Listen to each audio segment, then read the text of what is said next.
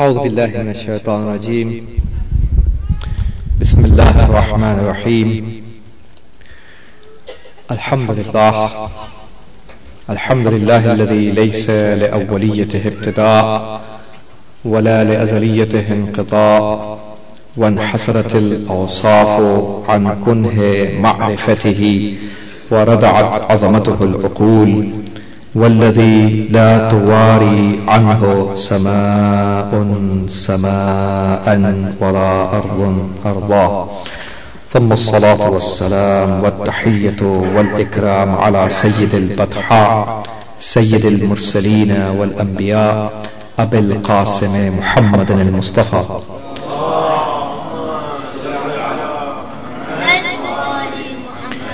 وعلى الجوهرة القدسية البتول العذراء سيدة النساء فاطمة الزهراء وعلى بعلها أمير المؤمنين وبنيها الذين أذهب الله عنهم الرجس وطهرهم تطهيرا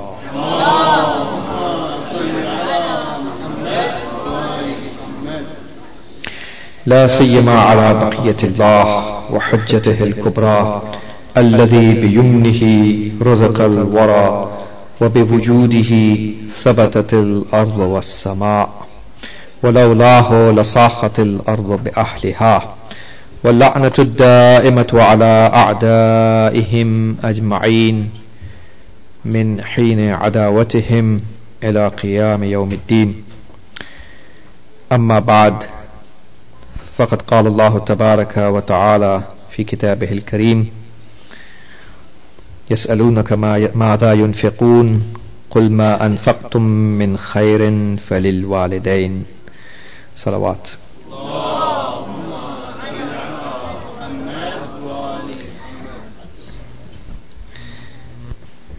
Since this speech is about sending the thawab to the ruh of this marhuma, I would like to talk a little bit tonight, inshallah, about the importance of walidain and some of our duties towards the walidain and parents.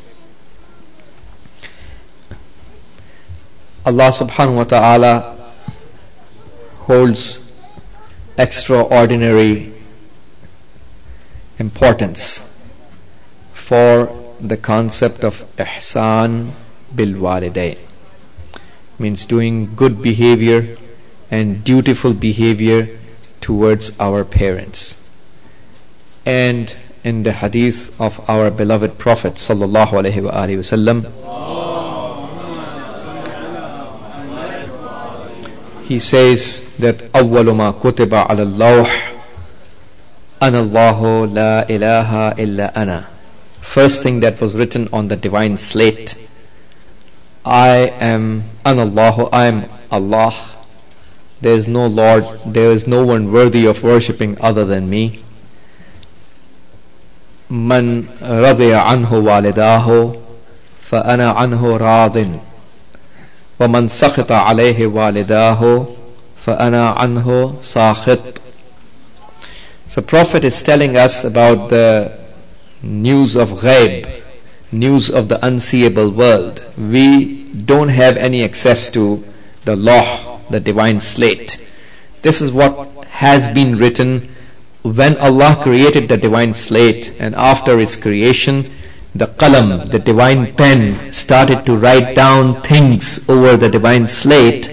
Prophet is telling us that the first thing that was written on the divine slate was this statement, that Ana Allahu la ilaha illa ana, I am Allah, there is no one worthy of worshipping other than me.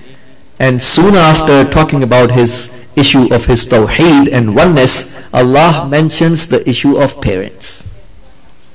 So Allah, the second thing that was written was Man radiya anhu walidahu, whomsoever's parents are pleased with him, fa ana anhu radin, I am pleased with him. وَمَنْ سَخِطَ عَلَيْهِ وَالِدَاهُ, and whomsoever's parents are displeased or angry on him, فَأَنَا عَنْهُ سَاخِطٌ, I'm angry upon him. So this is what obviously these and several other ahadith in the same pattern inform us about how much important the duties towards the parents are in the eyes of Allah subhanahu wa ta'ala. The ayat of Quran which I recited in the beginning, we learn in light of this verse when some people came and asked the Holy Prophet that whom shall we give our sadaqat, our infaq, our charities, whom shall we give our charities to? And the reply from Allah subhanahu wa ta'ala is قُلْ مَا أَنفَقْتُم مِّنْ خَيْرٍ فَلِلْوَالِدَيْنِ. So we understand very clearly that the charity in Islam starts from the parents. First charity that we need to do before giving to anybody else in the outside world, in Islam the charity starts with your own parents, your own relatives, and on top of the relatives, your own parents. If your own father and mother need some help, any kind of help, including the financial, then basically that's where you're supposed to give your money without spending anywhere else, first spending on your father and mother.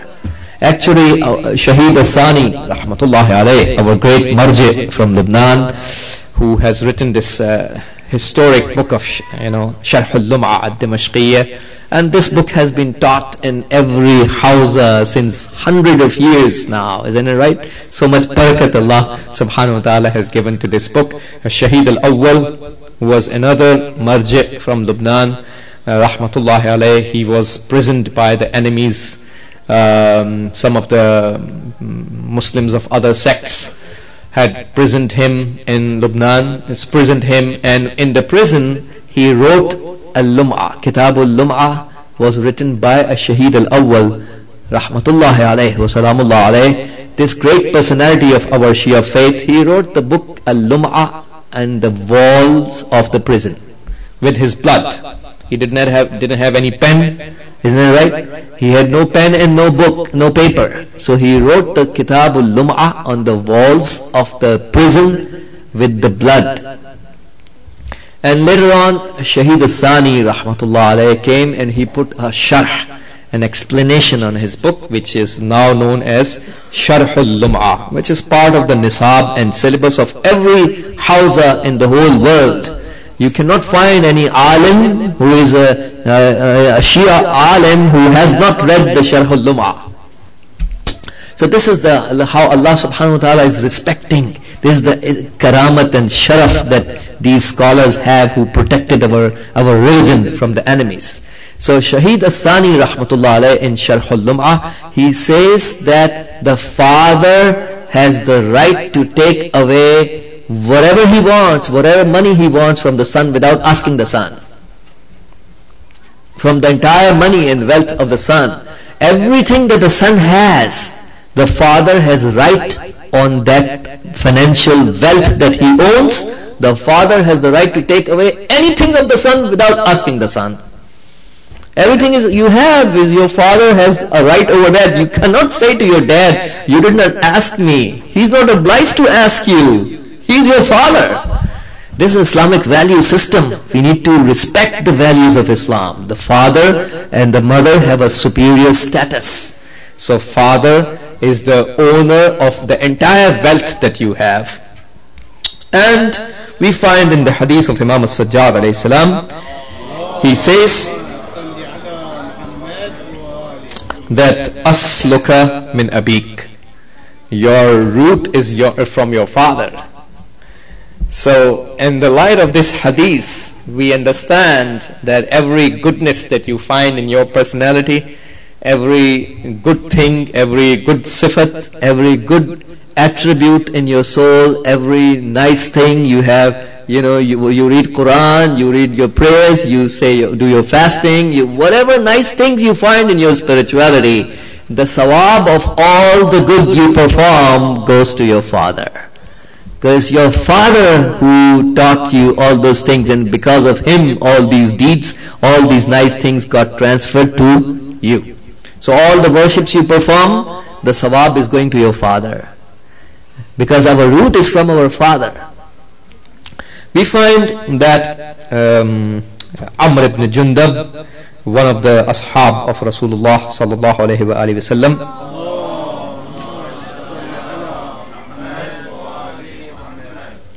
was a very rich man, and he was the head of his own tribe. He came to the Holy Prophet and asked about whom shall we give the sadaqah to? And Prophet replied, to the parents. So we understand that first sadaqah that we need to go to start, when we are starting giving away the charities, that's where we start our charities. We support our parents. Obviously, if they stand in need, we give it to them. If they don't stand in need, we will give it to other. This is not part of the hadith I'm explaining to you. Then we give it to other relatives, and then later on to the rest of the mu'mineen.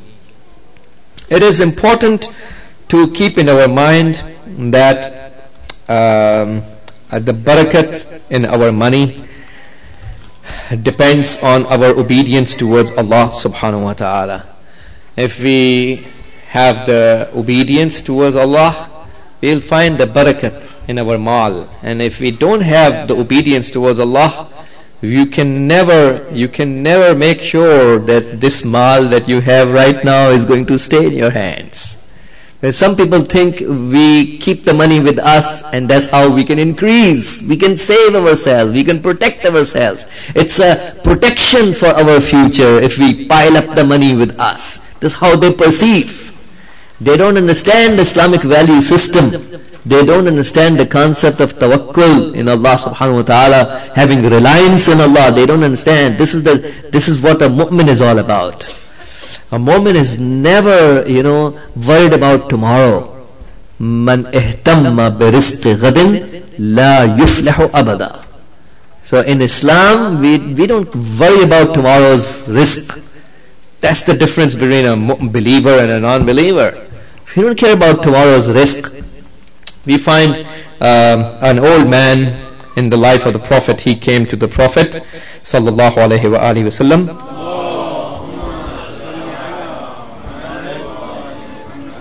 And this poor man was very poor and muhtaj, needy. And he had a son who was quite wealthy. He had lots of, warehouse of palms, dates and raisins and things like that. So he was doing very well. He was very well off. The son was doing very well financially. The father was very poor. He came to the Prophet and he complained that my son has the money, I am muhtaj, but he still does not support me. And Rasulullah sallallahu alaihi wasallam has, he always cares about everybody. He can never ignore the needs of the people, and he is there for the hidayat and guidance. So Prophet sent someone to bring his son.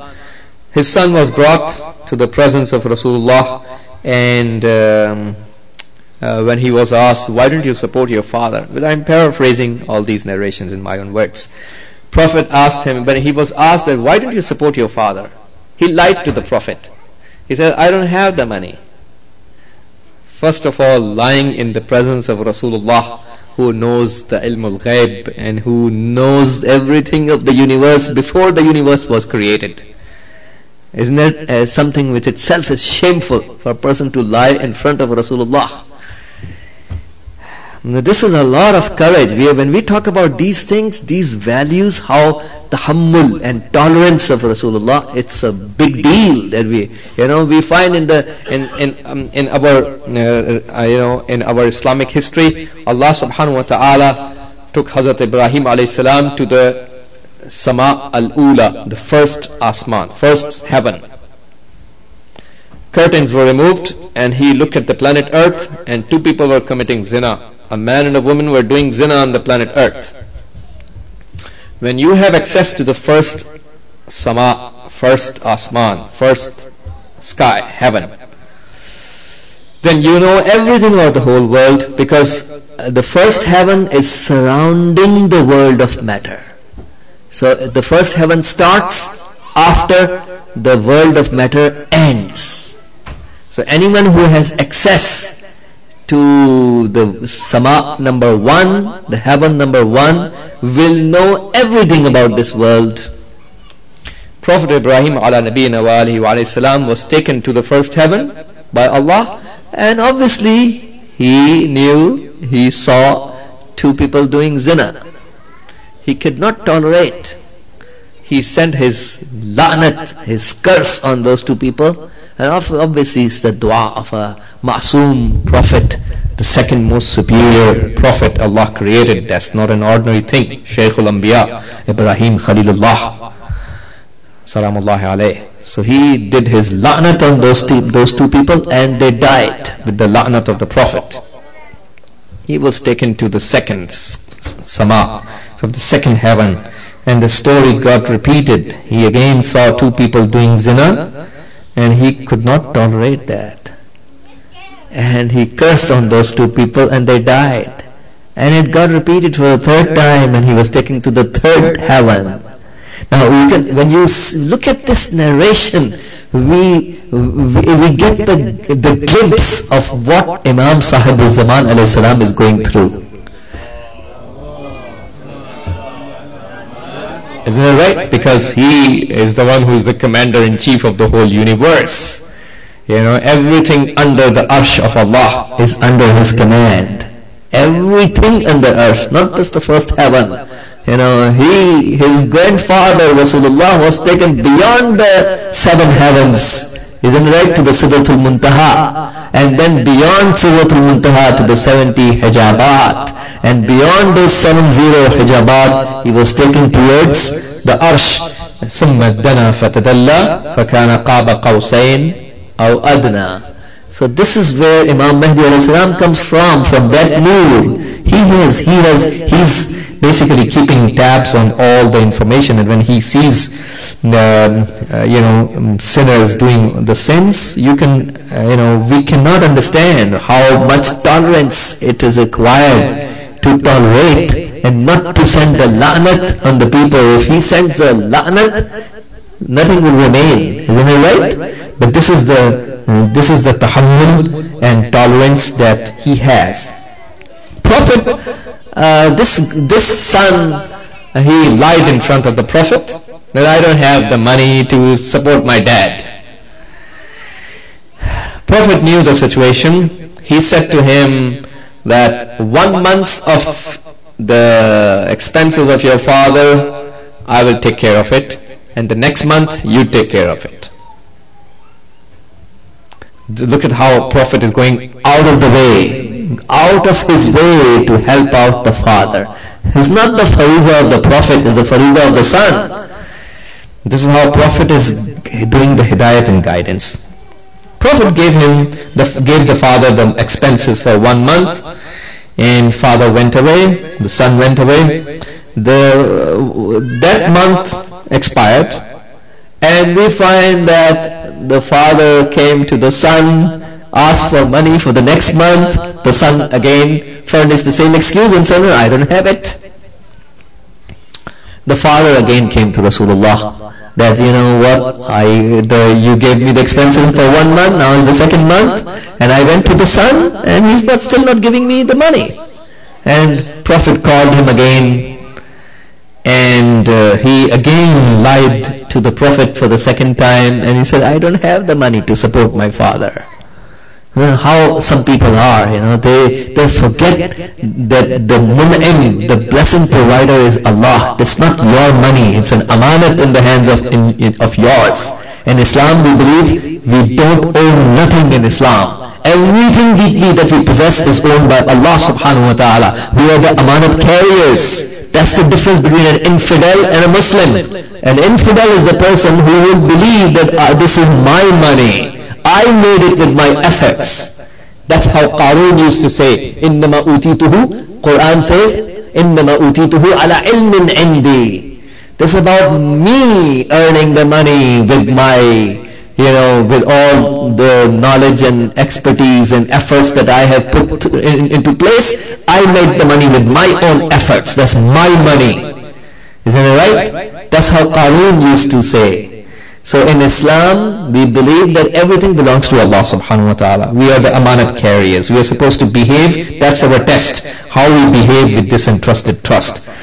Prophet, when this son lied to the Prophet for the second time and denied to support his father, and the father was muhtaj, didn't have even money to live his life, Prophet said, tonight the night is not going to come until you will become more muhtaj and needy than your father.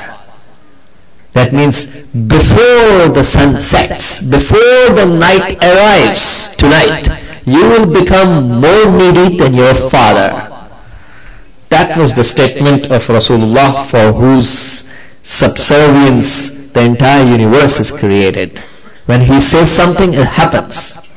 And the same happened. All his warehouses of dates and raisins and all the things that he has gathered from the money, everything became muta'affin, destroyed and useless, and he basically lost all the investment that he had.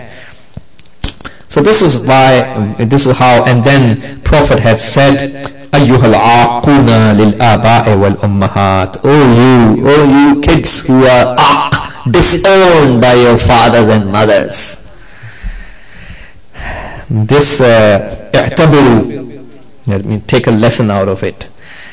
Wa'lamu annahu, and know the way Allah subhanahu wa ta'ala, the way his money was basically gone. طمس في الدنيا على أمواله.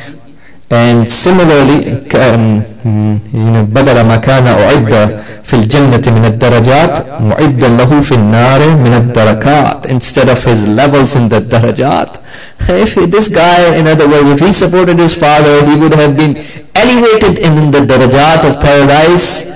And now, instead of getting elevated to further high levels in the paradise, he got basically dumped into the darakat and layers of the hellfire. That's how soon a person can drop down from to that bottom. So ihsan towards the parents is that important in Islam. This story of Hazrat Yusuf ala nabiyina wa alihi wa alayhi salam, which is mentioned in the Holy Quran, and Allah subhanahu wa ta'ala considers the qissa, the story of Hazrat Yusuf, to be ahsan al-qasas, the best of all the stories. The qissa of the story of Hazrat Yusuf alayhi salam, it's considered by Allah to be the best of all the stories. And it really has so many lessons to learn from the same people of Misr who purchased the Prophet of Allah as a slave. Isn't it right? This people who purchased this land where the Prophet of Allah was sold and purchased, Allah subhanahu wa ta'ala converted the same nation into slaves. Isn't that an ibrat for a person? And this is the land where the Nabi of Allah was sold as a slave. And now we find when the Aziz of Misr, the ruler of Misr, saw the dream, the 7 fat cows are eating up the 7 skinny cows. And finally someone told him that there is a person in your prison who interprets the dreams, ta'bir ru'ya. And finally Hazrat Yusuf alayhi salam was brought from the prison, and he gave the ta'bir that 7 years there will be lots of growing and growth and plantations. In other words, next 7 years it will be drought, famine. So you're supposed to protect the wheat. That means you put the wheat in its skin and save it, bury it in the land. So you save it for the rainy days, save it for the time when you will stand in need of that. And so we don't waste the wheat, we don't waste the food, in other words. But they wasted the food. And what happened is that on those 7 years when the qahat, when the famine came, the nation had nothing to eat. What happened is that they had to come to Prophet Yusuf alayhi salam, who then became the king later on. And in the hadith of Imam Rida alayhi salam, we learned that Allah subhanahu wa ta'ala,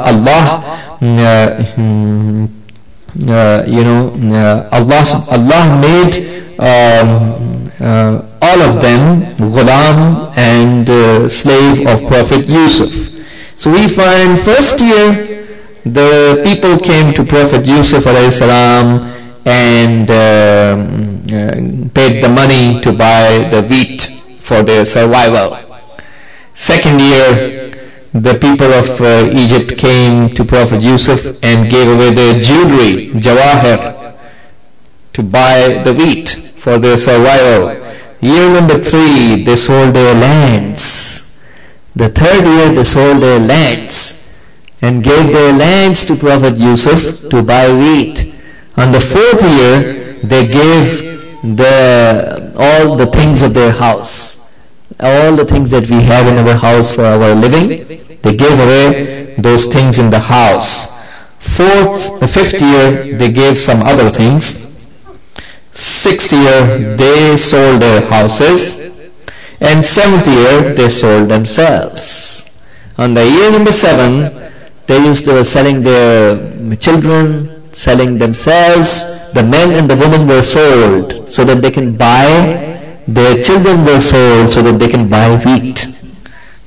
And finally, the whole nation converted into the slaves of the same Hazrat Yusuf who was sold and purchased in that land. So this is how Allah subhanahu wa ta'ala has His own ways of taking, putting a slap on the face of those people who mess up with the values in the name of freedom and democracy and human rights. Isn't it right? That's how they are playing with the values of the nations and killing the innocent civilians. So Allah subhanahu wa ta'ala has His own ways of slapping on the face. So we find that this is going on one hand. On the other hand, Hazrat Yusuf alayhi salam is now the king. He is the Aziz of Misr. That's how they used to call in those days. And finally, when his father is now coming to, after years and years and years of waiting, and finally the father, Hazrat Yaqub alayhi salam, is coming from far away to meet his son. And now, at that time when Hazrat Yusuf alayhi salam is the king, and he was riding an animal, a markab, and the father arrived at that time when Hazrat Yusuf alayhi salam was riding this animal, walking with his entourage, his people around with him, just like obviously when the king walks in the market, in the road, in the street, there are so many people of the administration with the king, isn't it right?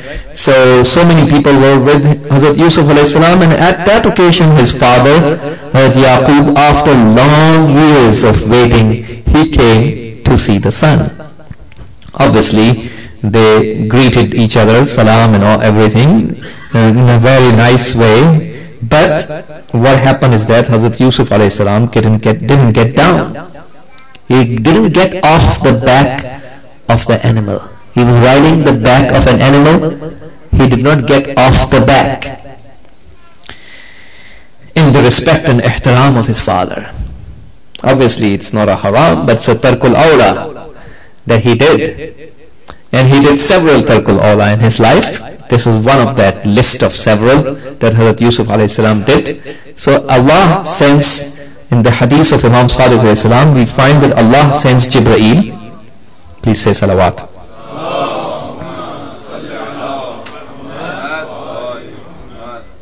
Allah subhanahu wa ta'ala sends Jibreel immediately. Immediately Jibreel alayhi salam was sent by Allah, and he said, give me your hand. So Hazrat Yusuf extended his hand. فَخَرَجَ مِنْ بَيْنِ أَصَابِعِهِ نُورٌ. That means a nur was taken out from between his fingers. A nur was taken out, a nur came out between his fingers and raised up, and it was gone. And he was shocked, what happened? And Jibreel replied, هَذَا وَإِنَّهُ لَا يَخْرُجُ مِنْ صُلْبِكَ نَبِيٌّ أَبَدًا عُقُوبَةً بِمَا صَنَعْتَ بِيَعْقُوبٍ إِذْ لَمْ تَنْزِلْ إِلَيْهِ. This is a punishment from Allah that you did not get off the back of the animal, so there shall be no prophet coming from your lineage. So we find the nasl of the Nubuwwat ended at Prophet Yusuf alayhi salam, and it's then continued from his brother who is called Lawi. The nasl of Anbiya continued from Lawi, who was his brother. So we find that Hazrat Yusuf alayhi salam, this uqubat was for the sake of the less level of respect. He did not disrespect his father. Disrespecting the father is haram. If a son disrespects the father, he is automatically aq. The father doesn't need to come and say, hey my son, now onwards I make you aq, I disown you. No, the father doesn't need to make this kind of announcement. As soon as we disobey our father or mother, we will automatically become aq. So we find that there are two instances in our Sharia where it becomes wajib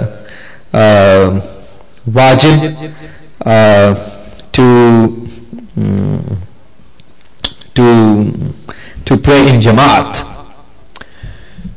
First of all, for those people who don't have the correct qira'at, the qira'at of Arabic is not correct, so for them the Sharia says obviously it's wajib on them to learn at least the basic tajweed, so they can recite the wajib things of the prayer, Surah Al-Fatiha and the next surah and other wajib things in the proper way. So for them, during the process when they are learning the tajweed and the wajibs of the tilawat and the qira'at, and that in those days of learning they must pray with the jama'at, so that at least their prayers can be considered as right.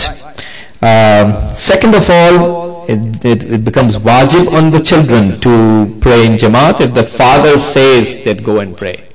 If the father commands you, obeying the command of the father is wajib in Islam. So likewise the opposite is also true. We have to leave the mustahab.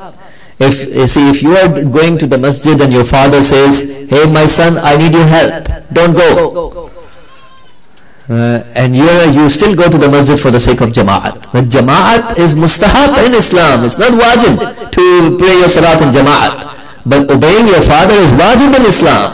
When a wajib is clashing with the mustahab, you can never get la qurbata. Amir al-Mu'minin alayhi salam says la qurbata bin nawafil idha adarrat bil fara'id. There is no qurbat, there is no closeness to Allah through the nawafil if it is harmful towards the fara'id. So if you find your father or mother are saying to you that don't go to the Jamaat, then it will no longer be mustahab for you. It will be wajib for you to stay in your home and not to participate in the Jamaat, because here the wajib is clashing with the mustahab. We find, even though you may be reading your Salatul Layl 300 times, Al-Afwa, Al-Afwa, Al-Afwa in the sajda, isn't it right? And your father asks you, my son brings water for me. What is more important for you? To continue saying Al-Afwa, Al-Afwa in the sajda? Leave that. Leave that and go and take water for your father. That's more important in the eyes of Allah than saying Al-Afwa in the sajda. Allah will forgive you inshallah if you support your father. You need to understand the priorities. Some people are so silly. They don't understand the priorities of Islam, and they are busy in doing the simple-minded worships of Islam by ignoring the more important issues because they don't understand the Islamic value system. They are jahil and ignorant. We find in the story, one of the teachers was mentioning that there was a young boy in Iraq. He always used to go for the ziyarat, for the a'mal of Masjid al-Sahla. We go on the Wednesday, isn't it right? Masjid Jamkaran in Qom, we have to go on a Tuesday, and Masjid al-Sahla we go on a Wednesday. So there are a'mal, and the mu'mineen, they stay up throughout the night, Ihya'ul Layl, and obviously these are the two masjids which are related and mansoob to Imam Sahib al-Zaman alayhi salam, and so many people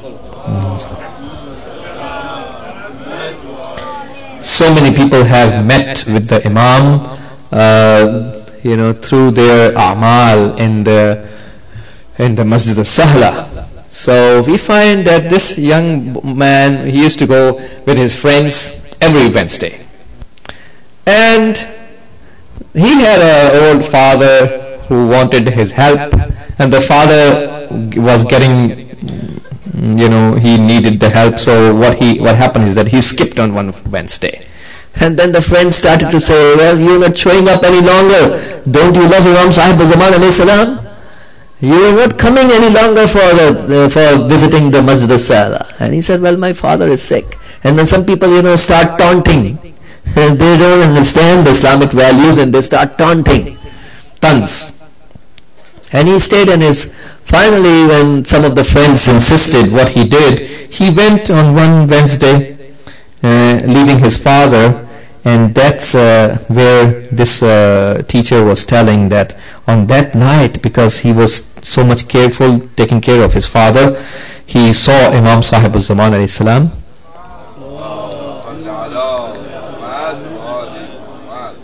And Imam alayhi salam showed up, and he said to him that Usika bil-aud. That means I advise you to go back. It means go back and take care of your father. So it is very important that in the earlier times in the history we learn, the narration says there are two brothers, and one of them was taking care of the father. The other one was busy in his other ibadat, salatul layl, night prayers and all that, reading Quran and that. So he was seeking his forgiveness and maghfirat in the sajda. And we find that the voice from Ghaib came, that I forgive you in respect of that brother of yours who's taking care of the father. He said, well, I'm doing this sajda for you. He said, I'm not muhtaj towards your sajda. Allah subhanahu wa ta'ala said, I am not muhtaj towards your sajda. Please say salawat.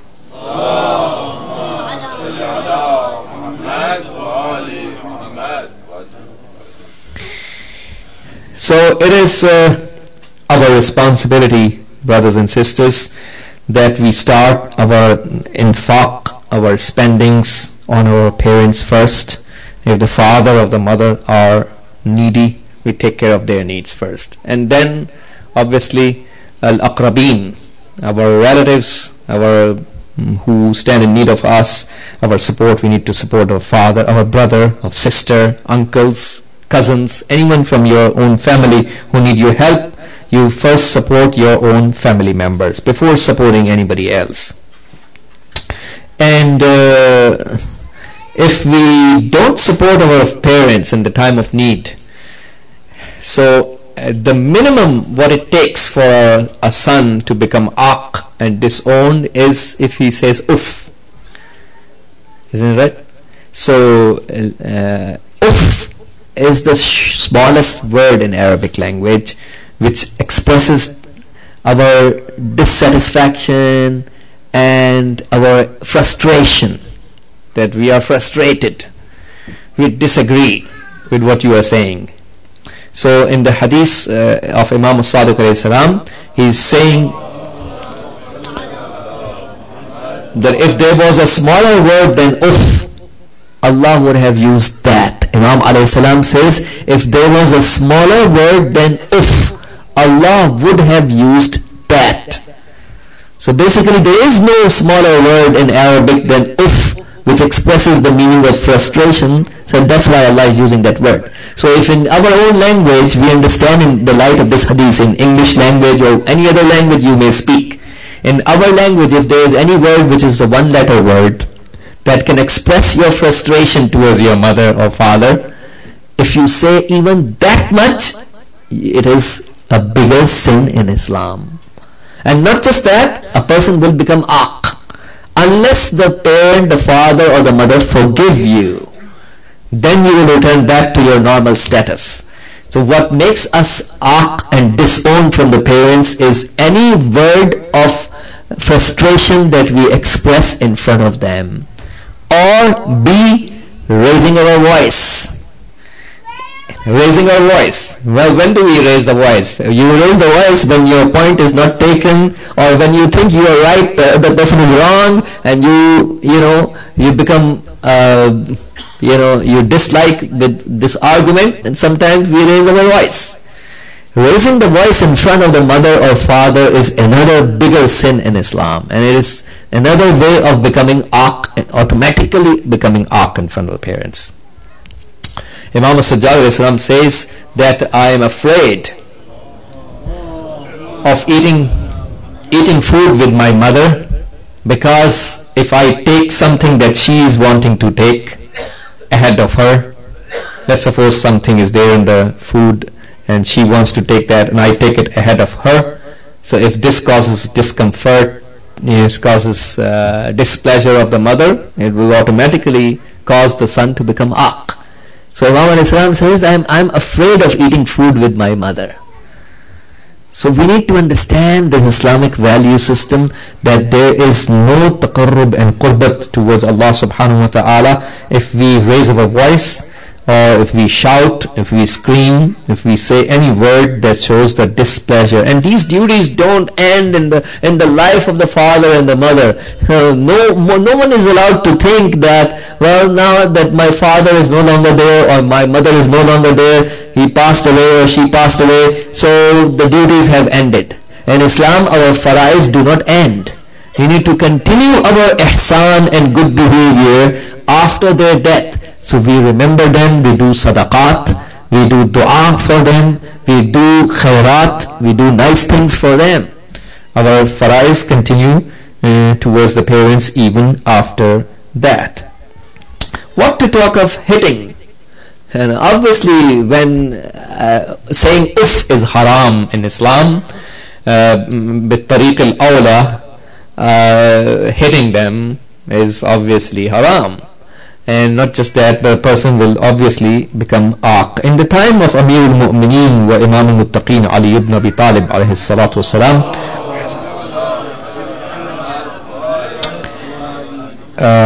Imam alayhi salam was there, and he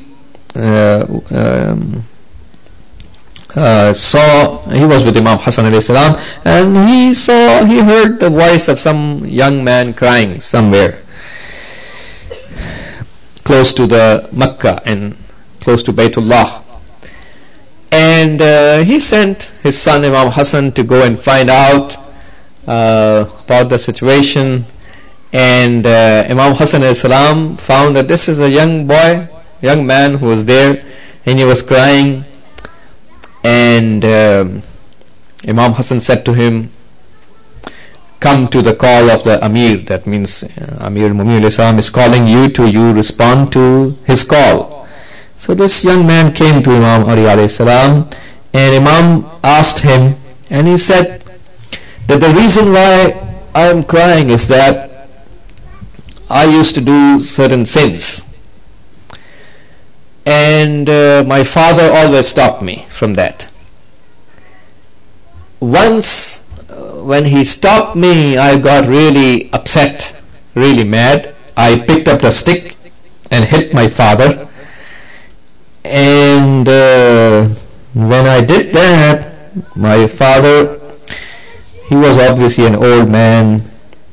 He cursed me by saying that may Allah make you falaj, paralyzed.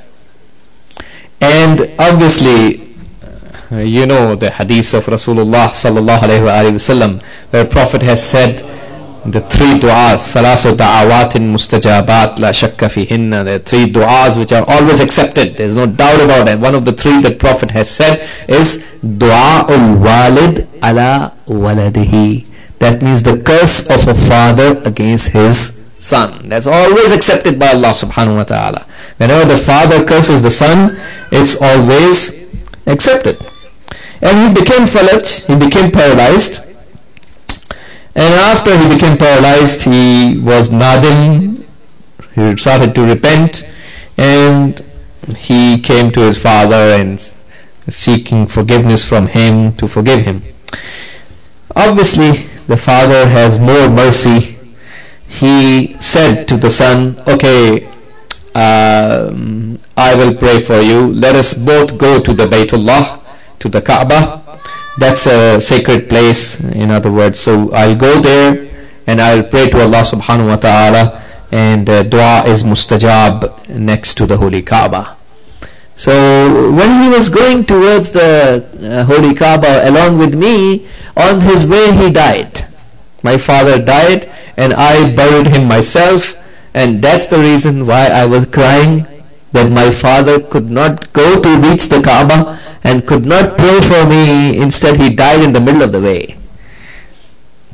So I remained paralyzed like this, and my father's dua could not happen. So Amir alayhi salam said to him that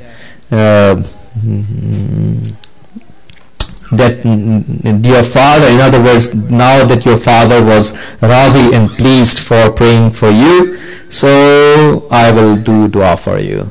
So obviously, if the father is, we understand in the light of this hadith, if the father is not pleased, why would Imam Ali do dua for this kind of son? When according to the ahkam of the Sharia, a son is already aq from the father. Imam is going to do the dua when the father is radi from the son. Isn't it right? In this case. So we find Imam alayhi salam said that now that your father was radi and for your dua, so I will do dua for you. And in the narration we learned that Imam alayhi salam rubbed his hand over the body of that young man, and he was cured by Allah subhanahu wa ta'ala.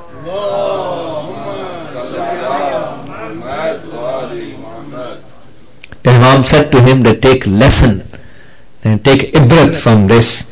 So do the ihsan towards the parents, the good behavior towards the parents. So all these things that are happening in front of our eyes is an ibrat and lesson that we need to take and correct the behaviors.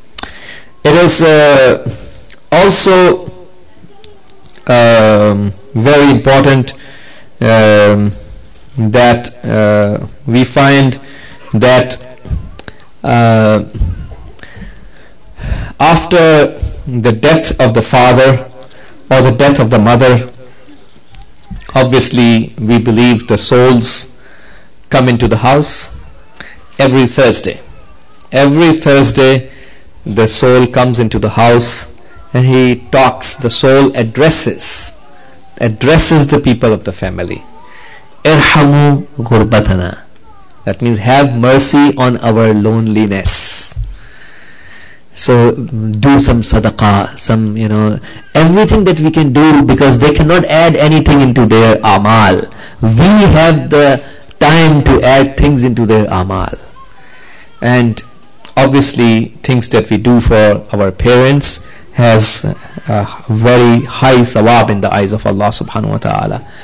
And just like the disobedience has a very high punishment, similarly obedience towards the parents has also very high thawab in the eyes of Allah subhanahu wa ta'ala.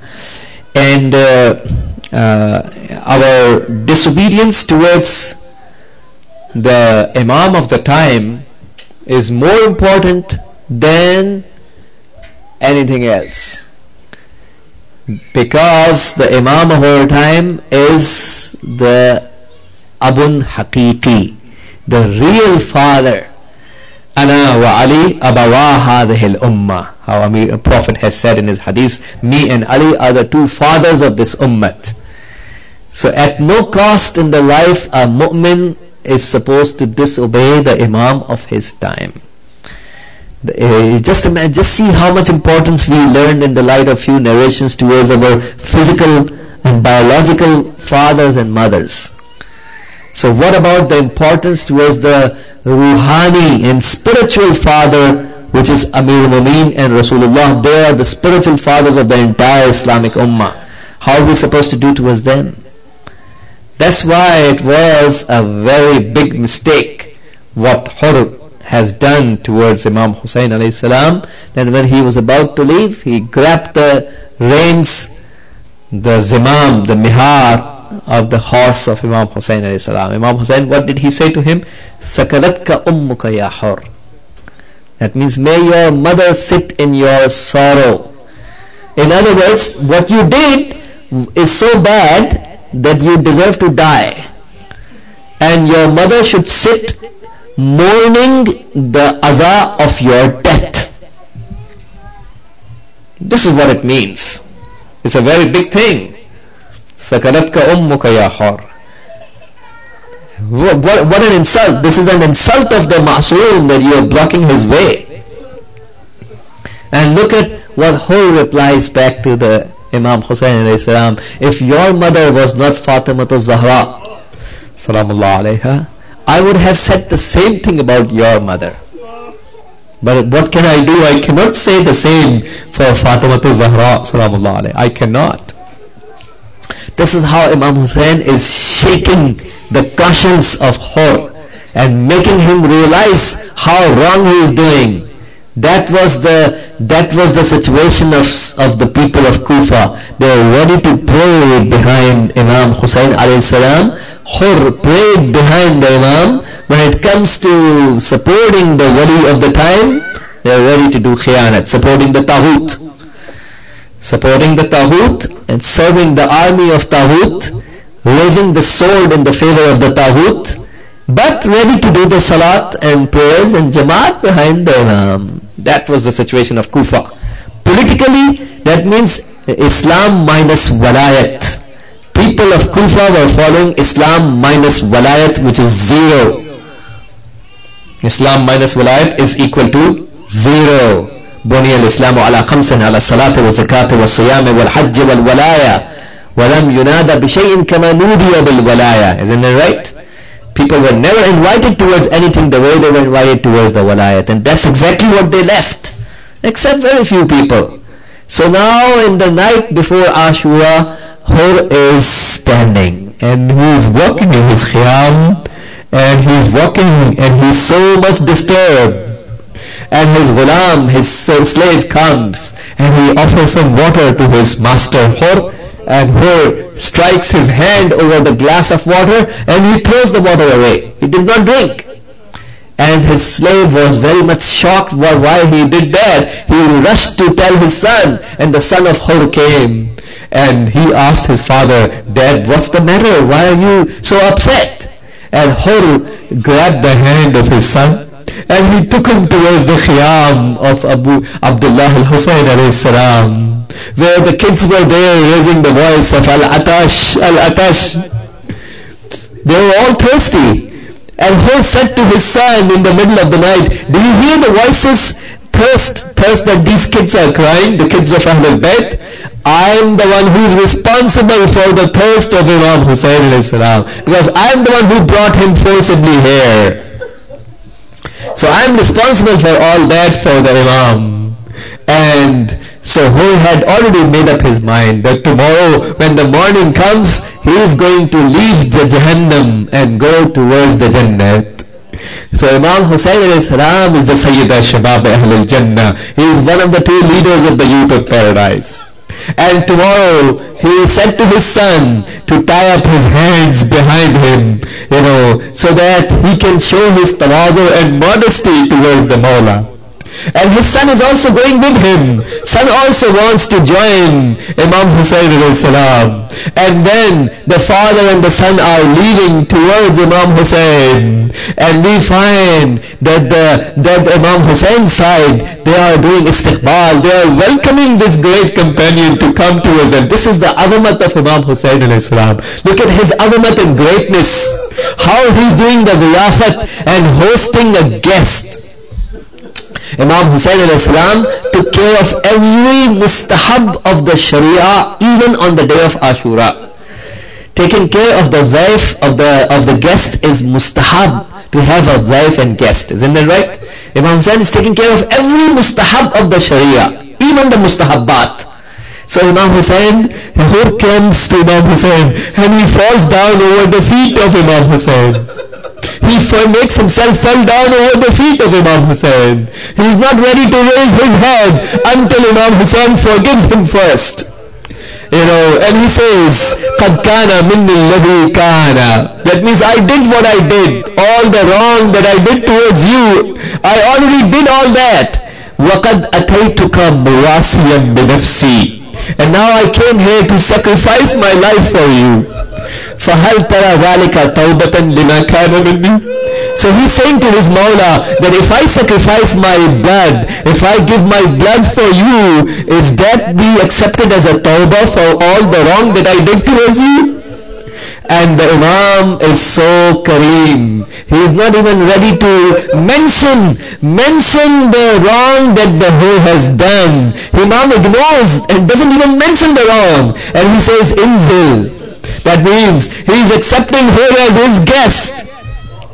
And we find the Imam, so he says to her, so her raises his head, and finally when the time of those sacrifices begins, we find her ask Imam Hussain to seek permission to go for the jihad. How can Imam Hussain allow his guest? Who is the guest of Imam Hussain? How can he allow? Imam Hussain could not even do the ziyafat, cannot even provide any food or water to the guest, because he doesn't have any food and water to present to the guest. And how can he allow his guest to go? And Imam Hussain did not allow her to go. So finally, who insisted for his son to seek permission from Imam Hussain, allow his son to go first. And the permission was given for the son. And the son of Hur went there. He did his battle against the enemies. And we find that finally, when the son of Hur became so much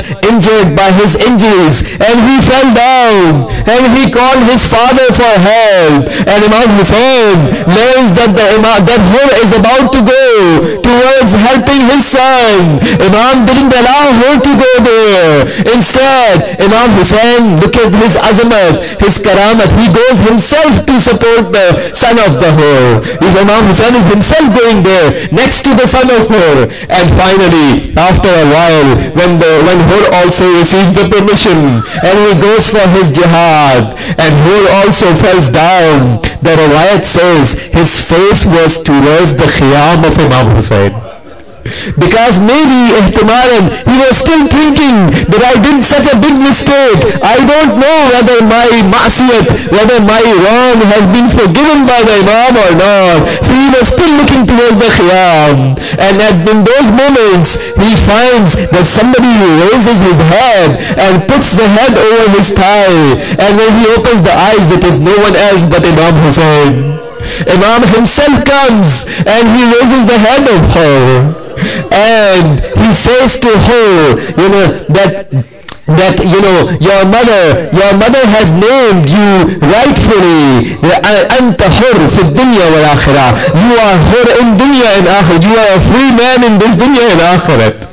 And we find that this is a great statement for Imam Hussein, who is ensuring the real freedom for her, real freedom from the desires of this world. We find finally when there was an injury on the forehead of her and the blood was constantly coming out from his forehead, Imam Hussein cannot tolerate that. He had his handkerchief of his mother, Hazrat Fatima Zahra, and he takes the handkerchief and he ties up over the forehead of her. Look at the mercy and rahmat and rafat of Imam Hussein. How he's even supporting his follower in the final moments to comfort him from this small pain that he has. So Imam puts up the handkerchief of his mother over the forehead of Hussein, over Ibn Yazid al-Riyahi. And I would like to say to Mawla that after a few minutes we find Ali al-Asghar will be in your hands, and you will take Ali al-Asghar into the Maqtal, and Ali al-Asghar will also become Shaheed with the 3-pointed arrow, and his neck will also have the blood coming out of his neck. What are you going to tie up the neck of Ali Asghar with? There will be nothing remaining at that time. This is the mercy of Allah.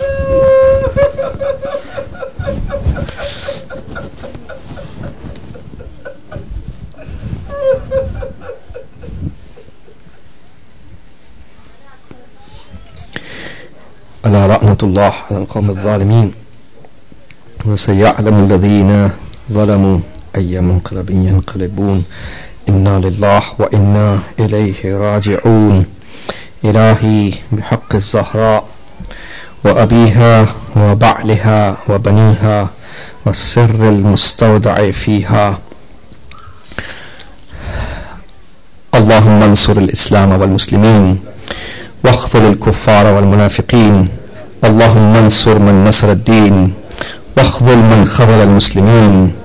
اللهم انصر واحفظ وأيد علماءنا الربانيين ومراجعنا الربانيين، لا سيما الولي الفقيه قائد المسلمين. اللهم انصر جيوش المسلمين وعساكر الموحدين. اللهم فك عن الأسراء المسلمين. اللهم وفقنا لما تحب وترضى، وعجل في فرج مولانا صاحب الزمان، واجعلنا من أنصاره وأشياعه وأتباعه وأعوانه بجاه محمد وآله الطاهرين. Please recite one Surah Al-Fatiha and 3 times Surah Al-Ikhlas for the thawab of the ruh of Marhuma Kaniz Rida bint Awlad Hussain.